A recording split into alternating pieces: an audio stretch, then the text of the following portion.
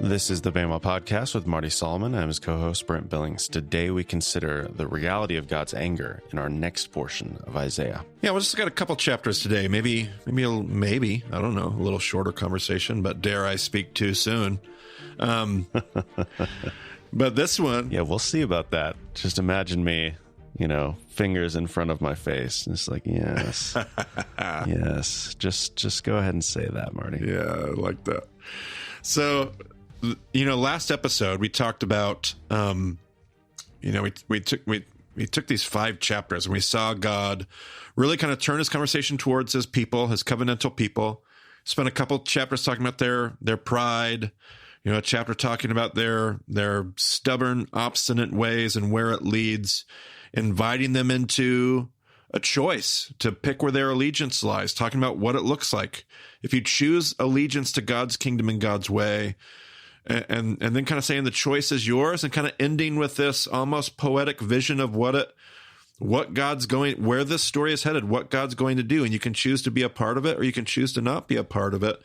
And that episode kind of ends with almost like this, yeah, we can do this. And then it doesn't take but one page. You just turn one page of Isaiah, and we're back to the harsh reality of we choose no. We choose no, and you and I choose no. We choose no today. And so the passage today isn't necessarily pointed directly at God's people. We're going to see that here in just the first few verses. The scope of the conversation, the audience of God's discourse is going to widen back out. It's going to even become global, beyond just his people. But I titled this episode, The Hulk Factor. This section in my notes I put in here, you won't like me when I'm angry. And that phrase from the Hulk, we're going to see God says, I'm not messing around. I'm not kidding about the things that anger me, about the injustice, about the ways that you treat people. It matters to me, and it arouses my anger. I think about the verses in Torah where God says, do not hurt and harm the widow. Do not take her cloak as a pledge, because when she cries out to me, I will hear her, and I will rise up in anger. Do not hurt the foreigner and those who are marginalized and powerless, because I will hear their cry, and it will rouse me to their side. It will rouse me to anger. And I think we forget about this anger, but I think we also forget about where his anger comes from. It comes from a place of love. It comes from a place of shalom. It comes from an anger at injustice. And so we're going to take a look at that anger today, and we're going to see one side of the anger and then the other side of the anger. But we're going to start in Isaiah 34, and you can give us the first little chunk here, Brent. Come near, you nations, and listen. Pay attention, you peoples. Let the earth hear, and all that is in it, the world and all that comes out of it. The Lord is angry with all nations. His wrath is on all their armies. He will totally destroy them. He will give them over to slaughter. Their slain will be thrown out. Their dead bodies will stink. The mountains will be soaked with their blood. All the stars in the sky will be dissolved, and the heavens rolled up like a scroll. All the starry host will fall like withered leaves from the vine, like shriveled figs from the fig tree. Yeah, so we have this. Where was the reference to Edom in that, Brent? Was there a reference to? It is in the next verse. It's in the next verse. So it's in the next verse but to be clear, before we hear God reference Edom, this was most definitely a global pronouncement. It was all nations and their armies. It was the whole world, you said, and very early in the passage. So this anger of God, like I think it was last episode, Brent, you brought up the state of our world right now as we record this episode. I mean, we got wars with Ukraine and Russia. We've got the last episode, though. 2 weeks. We're recording this 2 weeks before. Yes, before it comes out. So who knows what's happening in the next 2 weeks? Seriously, goodness gracious, as the truth. Pretty short recording lead time for us. Yeah, but like things are so dynamic. So who knows? Yep. But as you and I talked today, things are a mess with Israel and Hamas and Gaza. Things are a mess with Ukraine and Russia. Things, who knows what could be a mess with Taiwan and China in the near future. This has been the state of the world for a very long time. And how does God feel about all of them and all of their armies? All of this violence? I thought that God was on one side or the other. I thought that God had favorites and that he protected. In this passage, how is it depicted, Brent? Well, pretty violently. I'm trying to think about this in the Greg Boyd cross vision sort of sense. Okay, like, another callback. Yep. The Lord is angry with all nations, but then it kind of like narrows it a little bit. His wrath is on all their armies. Okay, He sure. will totally destroy them. He will give them over to slaughter. So it's like, is he actually destroying them, or is he giving them over to like their own fighting against each other? Like, yeah. And I'm totally fine with those dynamics. And goes back to that Heschel idea that I'm in love with so much, that all are responsible, few are guilty. It kind of narrows to where the guilt and the action lies. And yet we all have to say something about this. We all have to choose which story so we're all responsible for figuring out what we do with these realities. But yeah, no, that's well said and well spoken. But it's definitely all nations you read and their armies. Indeed. So it's not like it's not universal as in individuals and people, but it's certainly not, there are no favorites here in this first paragraph. This is all nations and their armies. It's all of the silly allegiance to the myth of redemptive violence.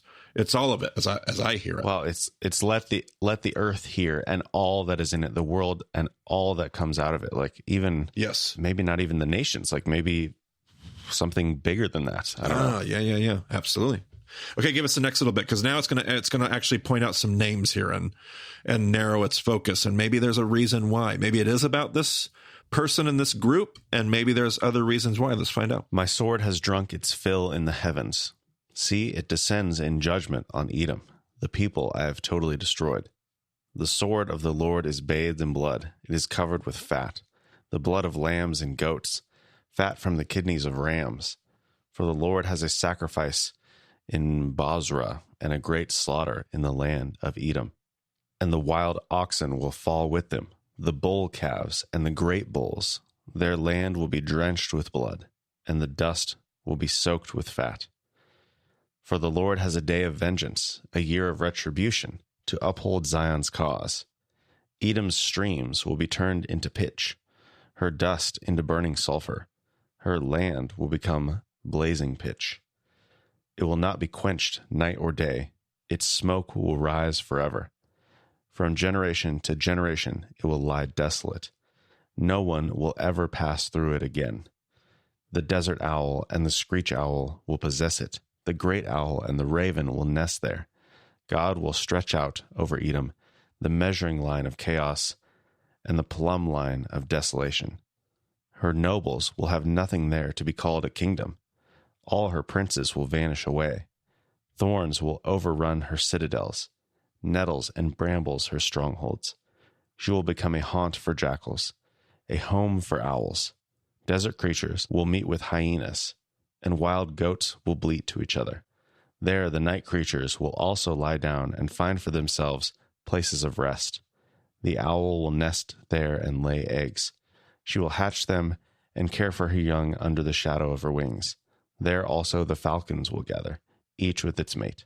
So you have this pretty wide-reaching, pretty wide umbrella of God denouncing just how desolate, just how frustrated, just how bankrupt this worldly approach to trying to solve all of our problems is. And one of the things I found really interesting, both Alter and the JPS, whenever I say the JPS, that stands for the Jewish Publication Society. So Orthodox Judaism has a publication society that basically will release, I believe every year, a study Bible, a translation with footnotes of Tanakh. It might not happen every single year, but frequently they'll release an updated version. And so in that, the JPS will always have these study Bible footnotes and different things. Both Robert Alter and the JPS noted how many unique callbacks to Genesis there are in the passage you just read, Brent. One of the first things that grabs your attention, and I noticed this years ago when I was writing out Isaiah, word by word. I was just kind of writing through Isaiah, and I got to the phrase, I think in my translation, it was wild and waste. And I realized, and sure enough, it was, what phrase do you think, Brent? Tohu vavohu. Tohu vavohu. And I thought, well, that's a very interesting usage. Where was that at? Which verse was that? That is, hold on, Alter's going to tell me. And I believe it shows up somewhere else as well, but Robert Alter's notes have it in verse. He says verse 11. The line of welter, the weight stones of waste, the invocation of welter and waste, tohu vavohu of Genesis 1:2, is pointed an activity of building will be undertaken, but with the aim of irreversible destruction, restoring this land to the condition of primordial chaos. It's split. So in the NIV, it says the measuring line of chaos and the plumb line of desolation. So chaos is the tohu and desolation is the bohu. Well, there you go. I know that I ran across it in Isaiah elsewhere, where it was a one phrase altogether.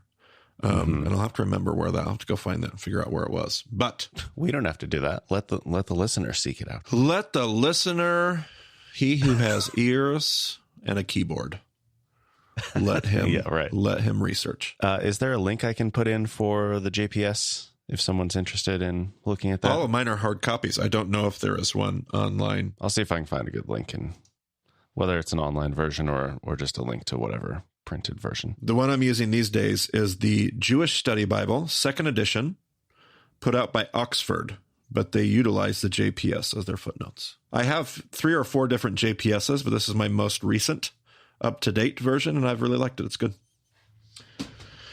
So there's the tohu vavohu. There's Edom, and Edom is connected to who? What character, Brent? Cheating again, Esau. Esau. I'm looking at the note here. Yep. So Esau, you have Esau connections. You have Edom. You have tohu vavohu. It makes you think of all of these nations. It makes you think of the Table of Nations and all these descendants that are connected. It just makes you go back. It feels like this is intentional on Isaiah's part to pull us back to Genesis and make us think about new creation, where it all began, or maybe as they're suggesting, the chaos. We're not moving forward. We're not building Eden. We're not building a good world. We're going back to the primordial chaos in the way that we're tearing the world apart. I just thought that was interesting that both Alter and the JPS made that connection. But give us just a couple more verses to close us out, Brent. Well, before we move on, I want to know what the NIV has against owls. Because after every instance of the word owl, it says the precise identification of these birds is uncertain. NET says owls and wild animals and all kinds of wild birds. But NIV is just like a swarm of owls is the most like terrifying, chaotic thing that they can imagine. A good question for Elle the next time we have her on, because I've heard her talk about, I believe, that reference and that word on the Text and Us podcast. I think she's talked about that in her own translation work. And let me see what Alter says. What verse is it that you're looking at? 11, the beginning of 11. The beginning of 11. The hawk and the hedgehog shall take hold of it. The owl and the raven shall dwell there. Okay. So he uses owl. Yeah. But it's good. All right. Well, there you have it. But give us, I think I have just a couple more verses just to kind of clean up this little section here. Look in the scroll of the Lord and read. None of these will be missing. Not one will lack her mate. For it is his mouth that has given the order, and his spirit will gather them together. He allots their portions. His hand distributes them by measure. They will possess it forever and dwell there from generation to generation. Well, I didn't see it when I was reading it, but as I was listening to you read it out loud, I was hearing more Genesis. I was hearing Noah. Each one of these not lacking their mate, God gathering them together. I was hearing more Genesis stuff. Yep, absolutely. Yeah, it's funny how hearing it rather than reading it makes a difference. But we're doing every verse today, Brent. Just keep on reading every verse of these 2 chapters. Every verse today only. Christmas special. That's right. The desert and the parched land will be glad. The wilderness will rejoice and blossom. Like the crocus, it will burst into bloom. It will rejoice greatly and shout for joy. The glory of Lebanon will be given to it, the splendor of Carmel and Sharon. They will see the glory of the Lord, the splendor of our God. Okay, so in my notes, I titled this section, The Flip Side of Anger, because it's so interesting. The last chapter, you have this conversation about all of God's anger, the bankrupt, where this is all headed, the desolation. And yet in this chapter, God's anger is connected to where, again, it's restorative. It's not just blind rage. God's not just angry because people are sinning, so he's just flipping out into this.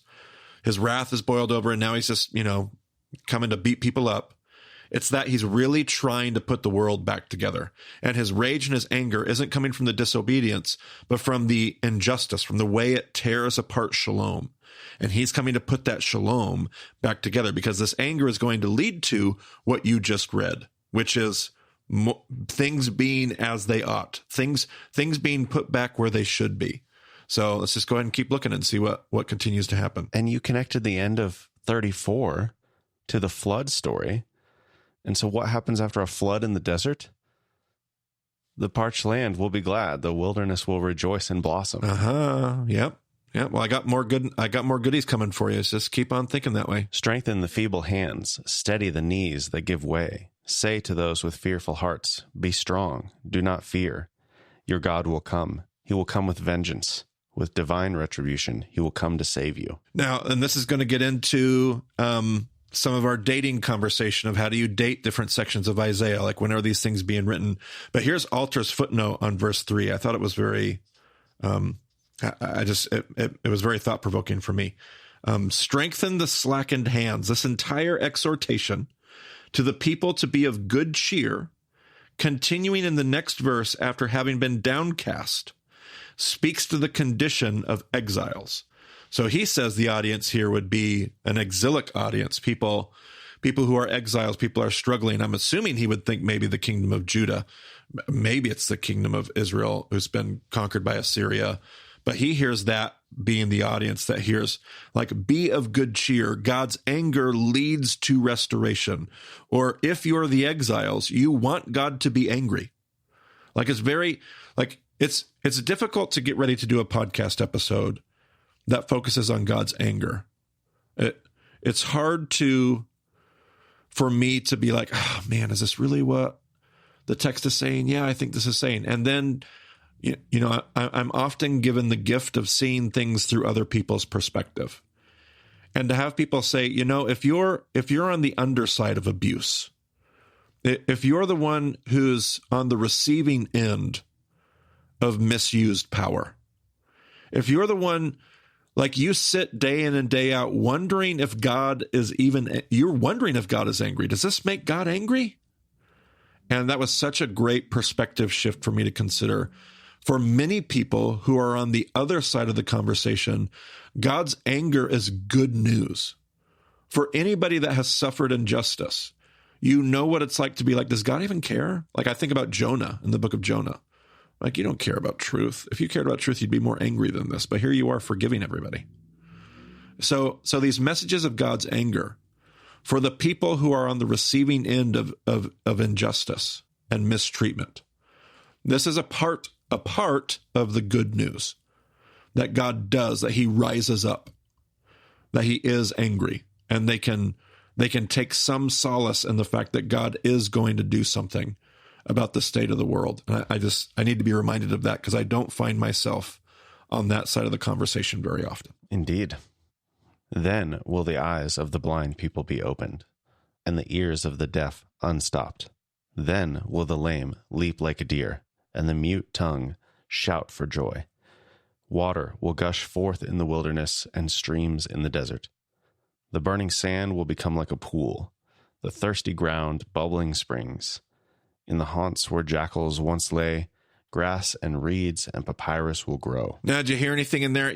I heard about a desert, a wilderness, and springs, streams bursting forth. What does that make you think of, Brent? Well, I mean, I do think of the flood again, like the streams coming from all over, but specifically connected to the desert, then it makes it seem more like what the Israelites were experiencing after they came out of Egypt. Yep. And that's what the JPS did in their footnotes. They talked about all the Exodus parallels in this chapter. It made me want to go, like, how far does this keep going? Is the next chapter going to have Leviticus parallels? I mean, who knows? But Very interesting that the JPS was full of, it's hearkening on Exodus imagery here. So we just got done with Genesis, and now God's saying, I want to liberate you from all of this. I want to bring you out of that nonsense, and I want to start doing something new. So at least the Genesis Exodus play. I don't know if it goes any further than that or not, but that Exodus parallel, after just hearkening off of the Genesis chaos parallels, I found that to be super interesting. Made my notes. And a highway will be there. It will be called the way of holiness. It will be for those who walk on that way. The unclean will not journey on it. Wicked fools will not go about on it. No lion will be there, nor any ravenous beast. They will not be found there. But only the redeemed will walk there, and those the Lord has rescued will return. They will enter Zion with singing. Everlasting joy will crown their heads. Gladness and joy will overtake them, and sorrow and sighing will flee away. And that will bring us to the end of whatever you want to call this poetic prose section. We're going to head into, in our next episode, we're going to talk about what I would call the redaction sections of Isaiah, historical, Isaiah 36, 37, 38, 39. And you have these 4 chapters that kind of bridge the gap between what most scholars would call first Isaiah and second Isaiah. So we've just gotten done with that first little section.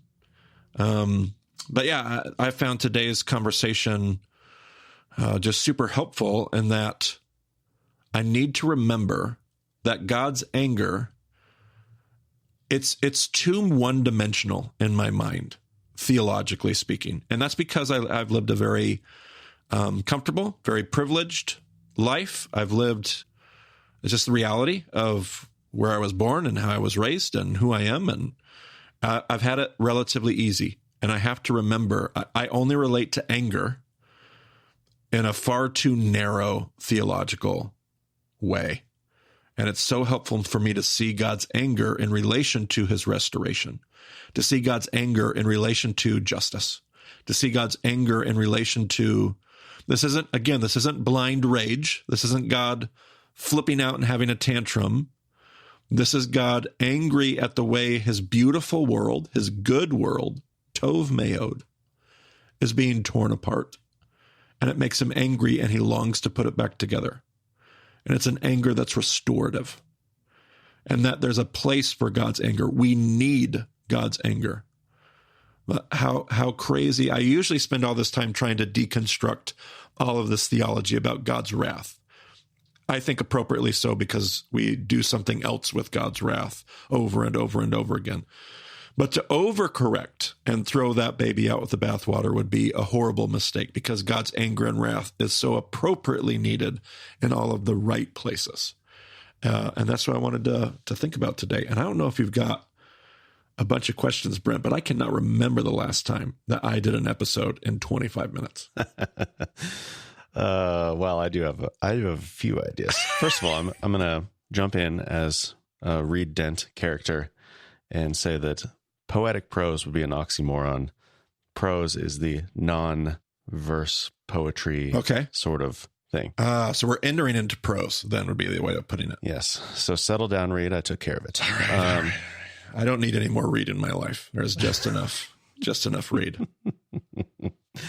Well, the good news is Elle is joining us for the next episode. And I feel like it could get a little spicy as we talk about the topic of redaction. Her and I don't necessarily agree about everything when it comes to authorship in the Bible, so we may have to get into some of that. Maybe. It's going to be great. I think I'm going to get a beach chair, but it's also winter, so I'm just going to sip on some hot chocolate while the two of you go back and forth. You will be the Michael Jackson eating popcorn gif, is what you will. Yes, exactly. So I will do that. But this episode that we're talking on right now comes out right before Christmas, and we're having a break next week. So real-time listeners are going to have 2 weeks to chew on things. Okay. And I think because of, bringing Elle in and the depth of the topic and, all the stuff that we're going to try to cover next episode, we're not going to have time to do this. I'm kind of curious, Marty, if you were to do a long review of sorts of what we've been through Isaiah so far, how would you summarize this first half of Isaiah? that we've covered. I mean, I can cheat. You've been cheating today, so I'm going to cheat, and I'm going to look at my notes, and I'm going to say... Why are we going to take notes if we're not going to look at them? That's so true. Hopefully that's acceptable behavior. So true. I love it. I mean, I titled this whole first half of Isaiah as a father disciplines his sons. Because it really is the hard part of Isaiah. There are some beautiful moments, and I mean, obviously Isaiah 5 in the vineyard, and there's just some beautiful moments of Isaiah in Isaiah 1 through 39. But it's also full of a lot of really difficult things and prophetic wrath and God's fire and anger, as we looked at today. But you want to frame it within the context of the loving. You don't want to forget everything you've learned about God up to this point, that God is a father, that God is a husband, that God loves, that God's full of mercy, that God is forgiveness. But God is out of patience because you are hurting other people. Like these things matter. These stories that we give ourselves to matter. The allegiance that we choose, it matters because it hurts people, not because of the theological orthodoxy of our belief system. I mean, that only matters because of what it does to people. God cares about, and not just people, but all of his creation. God cares about all of his creation, all of it. And the things that we do and the things we give ourselves to, it either builds that world, it helps God create a world of Eden, of shalom, of delight, or it distorts that world and it pulls it apart and it tears it down and it's destructive. And God doesn't like that destruction because he loves his creation. He loves all of his creation. And so there's a time and a place, apparently, for Isaiah 1 through 39. And so I wanted to frame it I would summarize it as a father disciplines his sons. He cares, and he wants to keep telling them that, trust me, I'm going somewhere good. It's like going on a big road trip, and that Disneyland's at the end of it. But if you don't stop beating on each other at the back of the van, I'm going to pull this van over. And, we're going to have a moment of intense fellowship. And it doesn't change the fact that we're headed to Disneyland. And if you guys don't behave, well, then we're going to get there 2 days later and miss out on some great fun. If you guys want to choose to do this my way, we got a beautiful thing that we're creating. Those are the kind of images that are somewhat helpful for me to relate to the story somewhat. So that's how I summarized it. Okay. As a father disciplines his son, that feels like a short review element. So then what if we did like a long review of each of the episodes? Well, I mean, we had all of those fun little titles of our episodes, but I mean, we start with, God's got a, we could say the first section is about judgment. We call it opening provocations. Like God's like, hey, I need to get your attention here because it's not okay. You're like Sodom and Gomorrah. I mean, if that doesn't get our attention right off the bat, you rulers of Sodom, I hate your church services. I hate them. So remember where this thing started with like a boom. I used to be told in preaching class in Bible college, like, you better have a hook. You better get people's attention in the first 30 seconds of you being on stage. And Isaiah does it. He's like, I can't stand your church. Your church services, your worship makes me want to puke. You're like the rulers of Sodom. You have my attention, sir. And God just says, I can't stand the injustice. And God will give us visions. Like, I can't stand your injustice because this is what it's supposed to look like. This is what it's supposed to be. This is that we can do this. And Isaiah is going to jump in there. And again, I feel like we have multiple voices in Isaiah. I feel like Isaiah is far more involved in that first section of trying to talk to Ahaz, trying to convince these rulers, trying to convince these kings. Like, it just takes one person. It just takes one child. It just takes one messianic character to come in here and choose to do things God's way. But if you don't, this whole thing's going to fall apart. And then that next section is everything falling apart. And we talked about burdens. So we could say that next part would be, it's all falling apart everywhere, like everywhere, like in Moab and in Ammon and in Edom and Philistia and Damascus and Tyre and Israel and Judah It's falling apart everywhere. It's falling apart in Egypt. It's falling apart in Babylon. It's falling apart everywhere. It's all falling apart. And by the way, it's falling apart with you. My people would be the next section. It's falling apart with you. And I'm looking at you because you're my covenant people, and your pride and your arrogance. And that gets to where we were at probably last week. It's your pride and your arrogance that's causing you to not be able to see all of this stuff.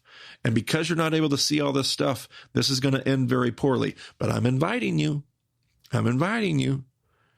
to come back home. I'm inviting you to throw this all away and sign back up for the thing because this is where it's going. It's going somewhere beautiful.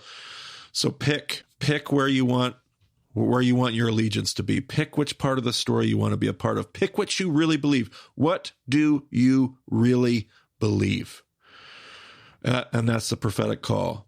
And then this last section kind of feels like if I were doing a long review, I would want it to end right there.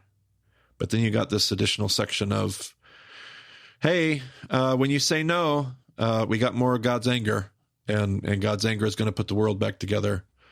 And that's what's going to lead us into the whole second part of Isaiah, because the story is going to go poorly. Essentially, they're going to say no. They're going to say no to God's offer to tshuva. They're going to say no. And who is they? Everybody. All the nations, including his own, are going to say thanks, but no thanks. And so God's going to say, all right, well, then I'll see you in exile. Bummed by your choice, but I'm not forsaking you, and I'm going to see you in exile. And that's kind of the next part of Isaiah where we'll pick up next. Beautiful. A return to form with the review, although a review at the end is a little bit unusual. Yeah, I'd have to work on just trying to clean up the breaks a little. And you caught me unawares there. I was unprepared, but if I had enough time, I could script it out a little bit and chunk it and be good. That's the nice thing about the review is when you do it every time, you refine it and you perfect it, and you know, it gets down deep inside, and it's absolutely true. Part of your thinking. Yep. Absolutely true. Yep. Okay. A couple other things for people to do if they have, a couple weeks and they're looking for some study. You mentioned as we went through there, all the other nations that were brought up. I think that was episode 367, the burdens episode. Yep. Go check out that presentation, see what the other prophets are saying to those nations as well. That could be a good time in the text. And then also the idea that we talked about this episode with the parallels to Genesis and then to Exodus. Read on in Isaiah and see if those parallels continue through the rest of Torah. Absolutely. It was great homework. Whatever you do, get into the text. That's the idea. And wrestle with that text and what it actually means to us. Not just as an object of study, intellectually, cerebrally, but somehow try to bridge that gap to, and how am I walking away different and changed? If you're the other, where you internalize everything, try to remind yourself that Isaiah wasn't written to you personally. But remind yourself there's a history and a context, and that is what we get to learn from. Because if we start to internalize these prophets too much, they start to kind of go backwards on us. So good reminders. And all of this done, of course, best in a discussion group. Always. So go to BamaDiscipleship.com, find a group, start a group, get in touch with us through the contact form if you want to get on the map. All of that stuff's there. All of our upcoming events, everything else is on the website. So thanks for joining us on the Bema Podcast. We'll talk to you again after the break.